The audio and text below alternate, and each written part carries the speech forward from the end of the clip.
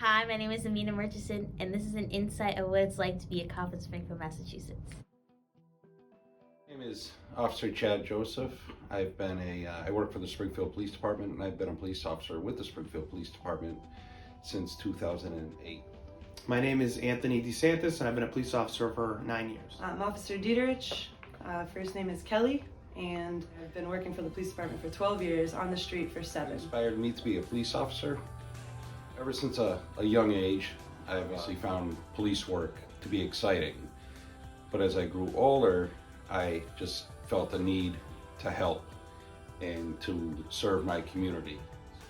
I became a police officer because I took criminal justice in school while I was deployed in the U.S. Navy. Introduction to criminal justice, which got me interested in the career of law enforcement. What inspired me to be a police officer?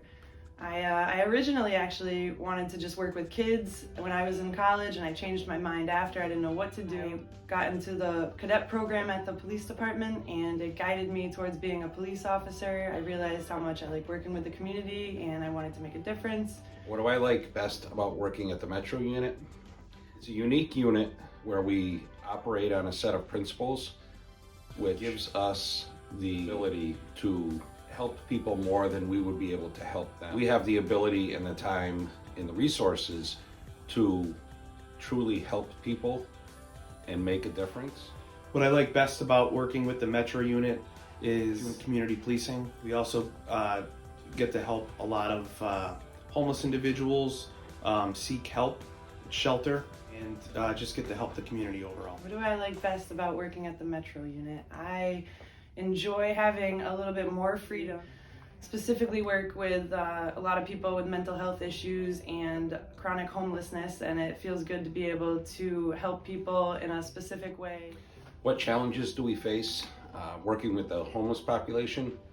The mental health concerns, a very big issue with the homeless. One, we need to understand the unique circumstances of why they are where they are at that point in their life. I don't think they choose to be homeless, but that's where they ended up. So more often than not, while we may see an addiction, it may not be the addiction that caused them to be homeless. So challenges that we face with the homeless population tend to revolve around, obviously they're unsheltered, so they're living in poor living conditions. A lot of the individuals that are homeless are dealing with substance abuse and drug addiction, whether it be alcohol. So trying to convince them to get the help that they need can sometimes be difficult, but it's work that we continue to do. Some of the challenges we face working with the homeless population, it's kind of hard because a lot of the people that we deal with have addiction issues or other issues that they need to address before they can work on themselves, and there's a lot of responsibility that they need to take on themselves that is hard for them sometimes. If we stick with them, we get to help a lot of people, so we just try to stay with them and help them get through the tough times. What advice do I give to incoming officers? Number one piece, the largest, most important, is to treat people with respect. You treat everybody with the highest respect and as though you've known them your entire life. I think people deserve that. They may have one interaction with the police officers their entire life. If you do not have them walk away from that interaction feeling like they were respected, then I don't think you truly performed your job. The advice that I would give to incoming officers would be to be patient and use your verbal communication skills. Just treating everybody fairly would be my number one piece of advice to somebody coming on the job. Some advice if you want to be a police officer.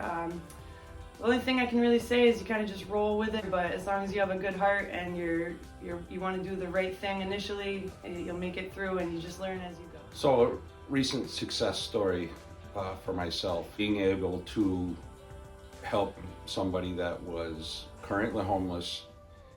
They had an addiction. We were able to get them off the street into a program, not only for narcotics addiction, but for mental health issues To this day, they still check in with me because they did the hard work. I just set them up with the resources in order to do that. They have housing on their own now.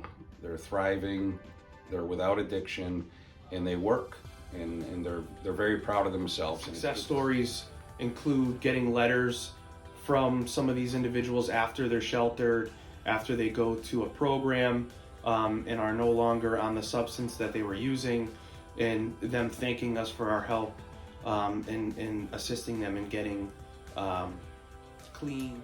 Recently we were able to help a man. He found himself down on his luck and he couldn't find any help. He had some addiction issues and he was homeless and he didn't have any family around here, and he had some trouble with police officers, and we took our time, spoke with him, showed him that we were willing to help, and we followed through, got him the help he needs, and he is now currently not addicted to drugs, and he got housing, and he's very appreciative to the police department.